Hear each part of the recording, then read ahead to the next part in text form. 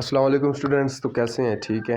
आज फिर हम आपकी खिदमत में हाज़िर हुए हैं वही चैप्टर लेके, ठीक है, द बायोलॉजी ऑफ साइंस। ठीक है, उसी को ही कंटिन्यू करेंगे। ठीक है, तो अब आज का जो टॉपिक है वो हमारे पास है साइंस एज आ कोलैबोरेटिव फील्ड।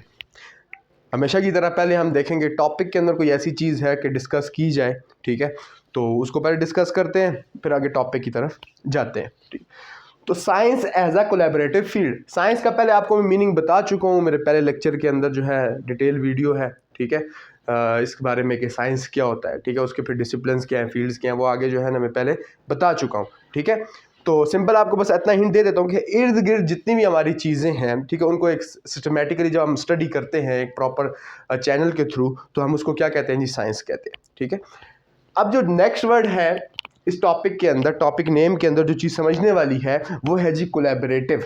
ठीक है, अब इस कोलैबोरेट का क्या मतलब है? कोलैबोरेट का मतलब होता है,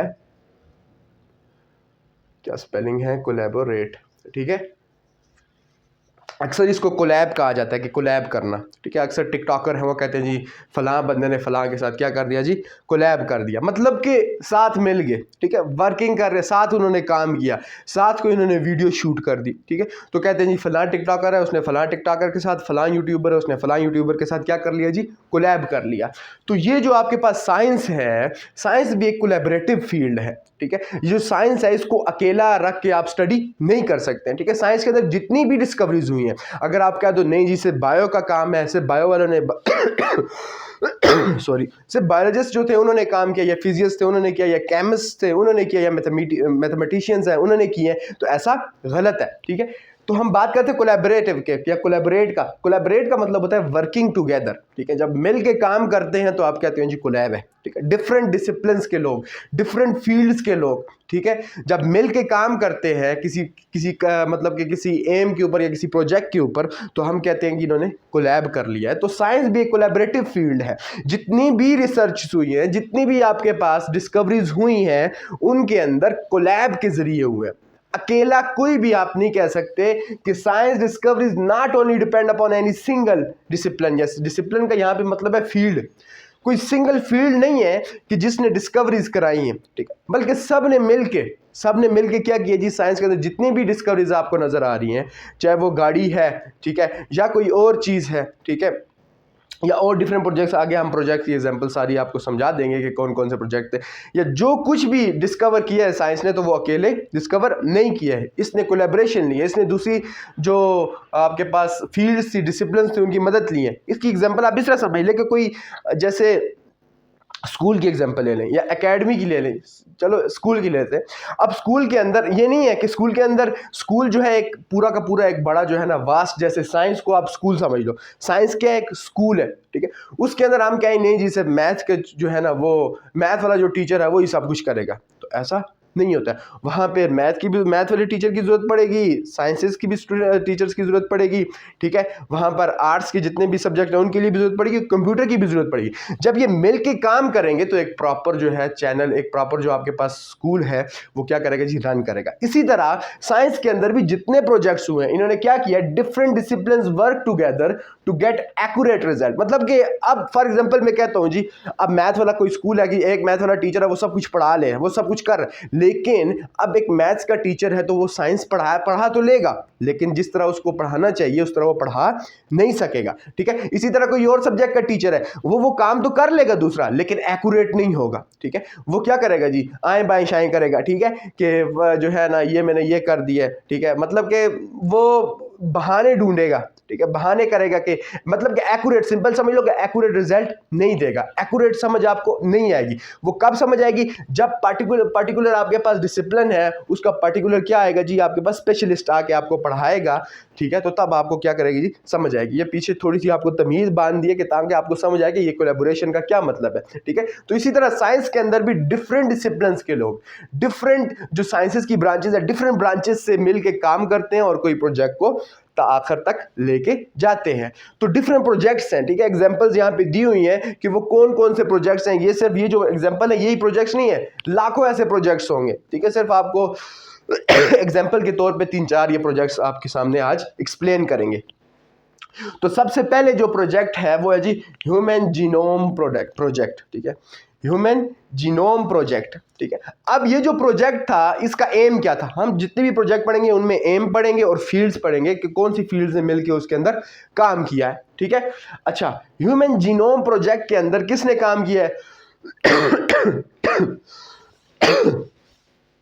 अच्छा, सबसे पहले एम देखो, इनका एम क्या था, ये जो प्रोजेक्ट लॉन्च किया है इनका एम क्या था? वो एम था कि सीक्वेंस एंड मैप जीनोम, ठीक है, मतलब कि आपके जो जेनेटिक है, ठीक है, जेनेटिक्स है या जी एंड डीएनए, जीनोम यहाँ पे समझ लो डीएनए और आरएनए है। क्या है ये? डीएनए एंड आरएनए है, ठीक है। अब ये सीक्वेंस एंड मैप का क्या मतलब है कि इसके अंदर जो नाइट्रोजीनियस बेसिस लगी हुई हैं, इसके अंदर जो कंपोनेंट्स लगे हुए हैं, ठीक है, आपको समझ नहीं आएगी नाइट्रोजीनियस बेसिस, आगे आएगा तो तब समझ आ जाएगी, लेकिन यहाँ पे आप लेक्चर ले तो सीक्वेंस का ये मतलब है कि इस डीएनए के अंदर जो चीजें कंपोनेंट्स इसके अंदर लगे हुए हैं उनकी अरेंजमेंट क्या है, उनका सीक्वेंस क्या है, ठीक है। तो ये काम जो है ना ह्यूमन जीनोम प्रोजेक्ट वालों का क्या है, वो हमें मालूम करना है कि सीक्वेंस क्या, किस एंगल से या किस तरह वो आपस में अटैच हुए हैं, ठीक है। और मैप जीनोम, या मैप मतलब कि मैप का यहाँ पे क्या मतलब है, ये यहाँ पे मैप या एज अ नाउन इस्तेमाल नहीं हुआ बल्कि एज अ वर्ब इस्तेमाल हुआ है। मैप का मतलब है कि इसकी प्रॉपर वो डायग्राम आपको समझ आ जाए कि इसका क्या स्ट्रक्चर है, ठीक है। यहाँ पे मैप का ये मतलब है। इनका एम क्या था? सीक्वेंस, सिंपल समझ लो कि सीक्वेंस एंड मैप जीनोम, ठीक है। ह्यूमन जीनोम जो है डीएनए और आरएनए है उनको सीक्वेंस उनका पता करना और उनको मैप करना कि उनका स्ट्रक्चर कैसा है। आजकल जो आप देखते हो कि डीएनए का ये हेलिकल स्ट्रक्चर बना होता है, तो ये कैसे पता चला है? क्योंकि एक तो सेल इतना छोटा, ऊपर से ऑर्गेनेलीज इतनी छोटी, और ऑर्गेनेलीज के अंदर भी ये जो कंपोनेंट है डीएनए, ये तो बहुत ही ज्यादा क्या है, माइक्रो है, लेकिन इसको स्टडी किया गया, इसके अंदर जो अरेंजमेंट्स है चीजों की वो बताएंगे ही, ठीक है। इनका स्ट्रक्चर को बताया गया कि डबल हेलिकल स्ट्रक्चर है। तो ये कैसे पता चला है? तो ये आपके पास ये ह्यूमन जीनोम जो प्रोजेक्ट था, इसका ये एम था कि हमने क्या करना है कि सीक्वेंस और मैप करना है किस चीज को? जीनोम को। सीक्वेंस और मैप करना है किस चीज को जी? जीनोम को, ठीक है। अब ये जो काम किया है, क्या सिर्फ जो बायोलॉजिस्ट थे उन्होंने मिलकर काम किया है? हाँ, नहीं, ऐसा नहीं है, बल्कि डिफरेंट फील्ड्स ने मिलकर काम किया है, ठीक है। उनके अंदर क्या है जी? जेनेटिक्स, ठीक है। जेनेटिक्स आपको पता है, पहले पढ़ा चुका हूं कि ये किस बारे में बताती है कि जो पेरेंट्स या ऑफस्प्रिंग के अंदर जो चीजें ट्रांसफर होती हैं, हेरिडिटी ट्रांसफर होती है, उसके बारे में जेनेटिक्स ने इसमें काम किया है। मॉलिक्यूलर बायोलॉजी आपको पता है कि क्या है कि जो जिन मॉलिक्यूल से इंसान की बॉडी, इंसान नहीं बल्कि लिविंग ऑर्गेनिज्म की बॉडी बनी हुई है, उनको स्टडी करने वाले मॉलिक्यूलर बायोलॉजिस्ट। इन्फॉर्मेटिक्स, अब ये कोई ब्रांच है जिसके अंदर क्या है जी? ये बायोलॉजी की ब्रांच नहीं है, ये बायोलॉजी से बाहर की ब्रांच है, ये इन्फॉर्मेटिक्स, ठीक है। ये अब अलग ब्रांच है, ठीक है। अब मैं ये नहीं कह सकता कि सिर्फ बायोलॉजिस्ट ने मिलकर काम किया और जीनोम के ऊपर ह्यूमन जीनोम प्रोजेक्ट के ऊपर काम किया, नहीं, ठीक है। इन्फॉर्मेटिक्स है, कंप्यूटर साइंस, ये तो बिल्कुल दूर है बायोलॉजी से, ठीक है। इन सब ने मिलकर काम किया है, ठीक है, कोलैबोरेशन की है, उससे ये जो प्रोजेक्ट है ये क्या गया कि अपने इख्तिताम तक पहुंचा है, ठीक है। फिर आपके पास दूसरा प्रोजेक्ट आ जाता है क्लाइमेट चेंज प्रोजेक्ट। अब ये जो क्लाइमेट चेंज प्रोजेक्ट था, इसका एम क्या था? फैक्टर अफेक्टिंग क्लाइमेट, ठीक है, कि जो क्लाइमेट है आपका, आबो हवा है, ये इसके ऊपर कौन से ऐसे फैक्टर है अफेक्ट कर रहे हैं कि ये आबो हवा चेंज हो रही है। जैसे फॉर एग्जांपल किसी एक एरिया को ले लो आप, ठीक है, उसका क्लाइमेट ऐसा था कि वहाँ पर वो एक नॉर्मल टेम्परेचर रहता था, फॉर एग्जांपल 30 जो सेंटीग्रेड है, ठीक है, वो नॉर्मल टेम्परेचर है, वो रहता था। अचानक उसके क्लाइमेट के अंदर चेंज आ रही है, ठीक है, वेदर और क्लाइमेट के अंदर ये डिफरेंस है, ठीक है, अगर मैं रॉन्ग नहीं हूँ। जो वेदर होता है वो कुछ टाइम के लिए, मतलब कि शॉर्ट टाइम के लिए, फॉर एग्जाम्पल मैं कहता हूँ जी आजकल का वेदर क्या है जी, मौसम ख़राब है, तो वो कुछ शॉर्ट टर्म के लिए होता है। और आबो हवा का मतलब होता है उसका जो परमानेंट टेम्परेचर है और डिफरेंट फैक्टर्स हैं, ठीक है, वो ये जो है आपको इकोलॉजिस्ट ही बता सकता है। लेकिन इतना जो मुझे थोड़ा बहुत याद है कि आबो हवा और मौसम में क्या फ़र्क है, वो ये है कि मौसम शॉर्ट टाइम पीरियड के लिए देखते हैं कि क्या उसकी जो है एटमॉस्फेयर के अंदर क्या क्लाउड्स की और ये सारा कुछ, और आबो हवा क्या होता है? एक लंबे अरसे का परमानेंट जो एक जगह का फॉर एग्जांपल टेम्परेचर है, उसकी प्रेसिपिटेशन देख लेते हैं कि कितनी बारिश होती है, सारा कुछ जो है ये आबो हवा है, ठीक है। तो ये क्लाइमेटिक चेंज हो रहा है, ये कौन सी ऐसी चीज़ें हैं क्लाइमेट चेंज हो रहा है, ठीक है। फॉर एग्जांपल कोई जगह थी, वहाँ पर ले लेते हैं जी एग्जांपल नथिया गली की ले लेते हैं, कि वहाँ पर जो बर्फ़ हुआ करती थी वो 12वें महीने में, ठीक है, दिसंबर के अंदर, नवंबर के अंदर शुरू हो जाती थी। लेकिन अब ऐसा नहीं है, वो शिफ्ट हो रहा है। क्या हो रहा है? वो जो बर्फबारी है शिफ्ट हो रही है आगे, वो क्यों हो रही है, ठीक है। अब ये जो चेंज आ रहा है क्लाइमेट के अंदर, इसको आप क्या कहते हो जी, क्लाइमेटिक चेंज, ठीक है। वो क्लाइमेट के अंदर चेंज आया है, ठीक है।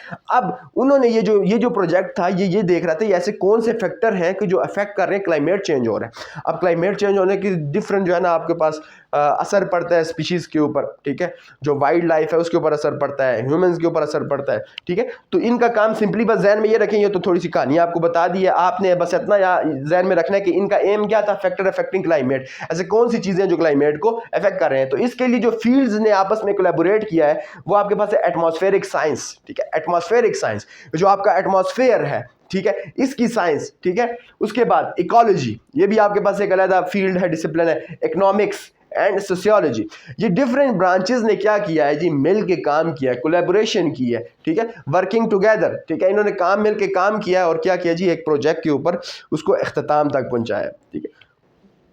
उसके बाद आपके पास आ जाता है जी मेडिकल रिसर्च।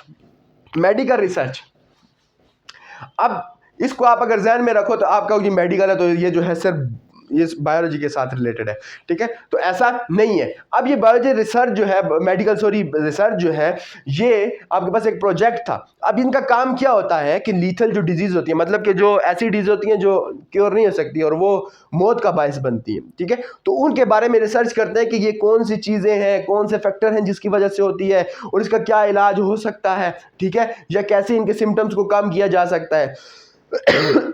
तो ये जो इनका एम है ये है कि to cure any lethal disease, कोई भी लीथल डिजीज है, ठीक है, कोई भी लीथल डिजीज है तो उसको जो क्योरिंग है वो कौन करता है जी, ये उनके क्योरिंग के बारे में जो काम करते हैं वो कौन है जी, मेडिकल रिसर्च होती है, ठीक है। फॉर एग्जांपल कैंसर है,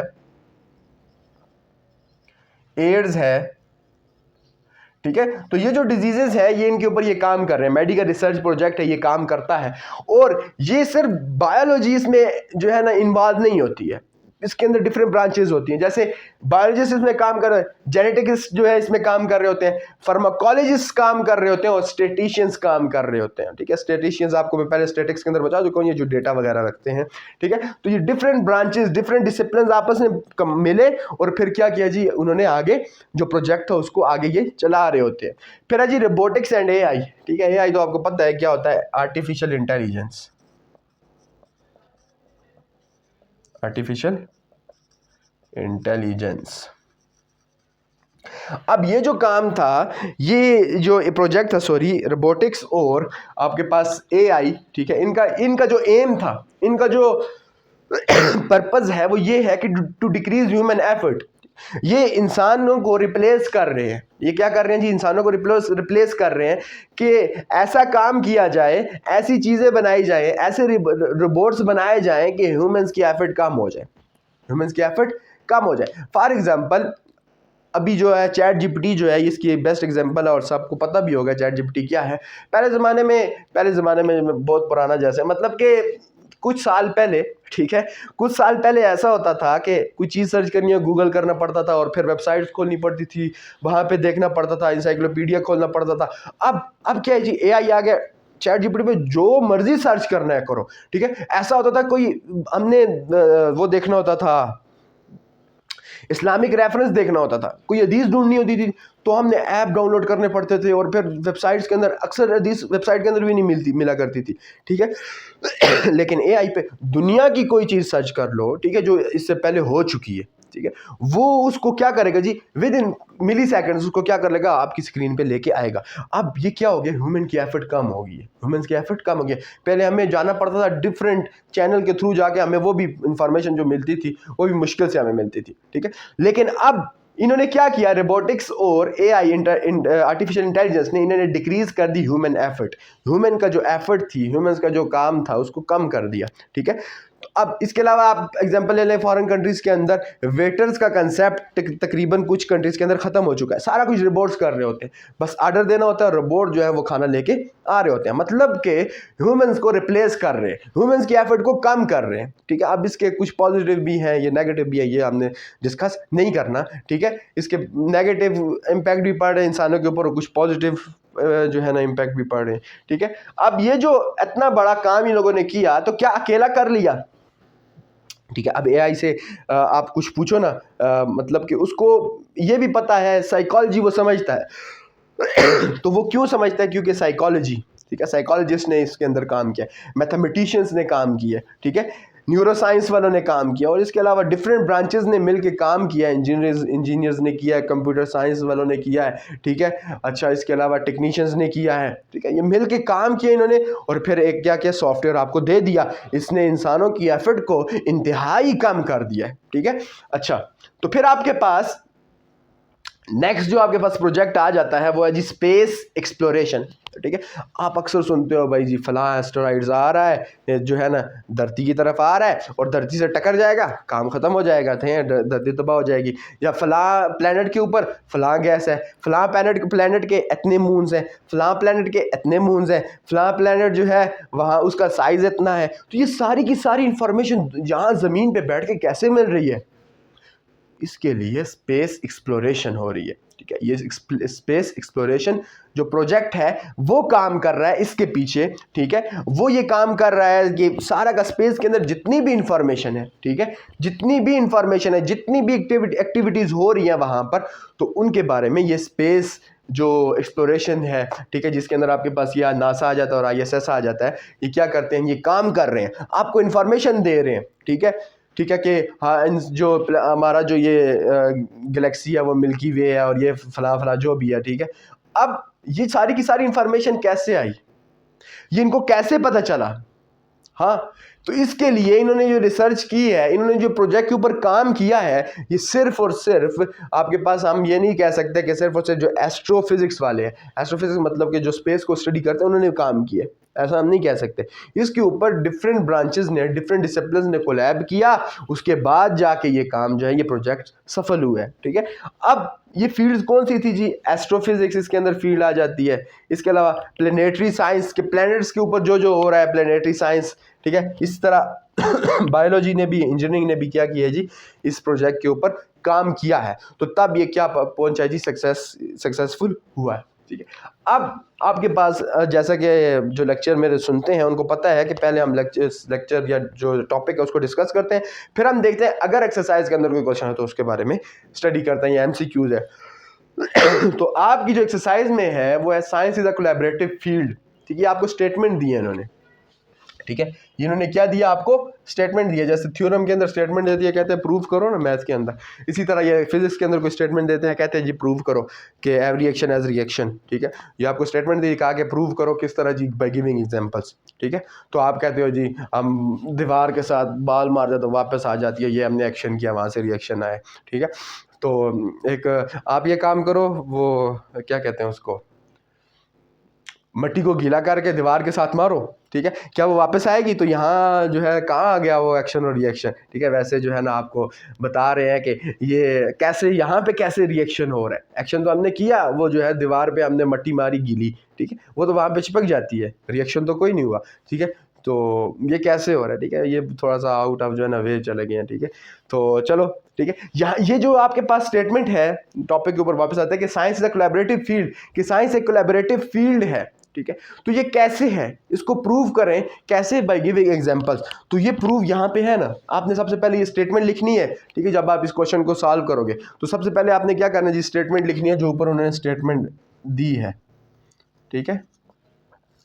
ये स्टेटमेंट जो भी है इसको उठा के क्या करना है जी, यहाँ से नीचे आपने स्टेटमेंट को लिख देना है, और फिर यहाँ पे हेडिंग देनी है जी प्रूफ की, ठीक है। उसमें फिर ये कहानी लिख देनी है कि science discoveries not only depend upon any single discipline, ठीक है, different discipline work together to get accurate results. फिर आपने या जो प्रोजेक्ट है, ठीक है, इस प्रोजेक्ट की जगह एग्जांपल्स लिख देनी है, जो इन्होंने ऊपर हमें रिक्वायरमेंट में दी है कि आपने एग्जांपल्स के थ्रू हमें समझाना है, ठीक है। एग्जांपल्स लिख देनी है।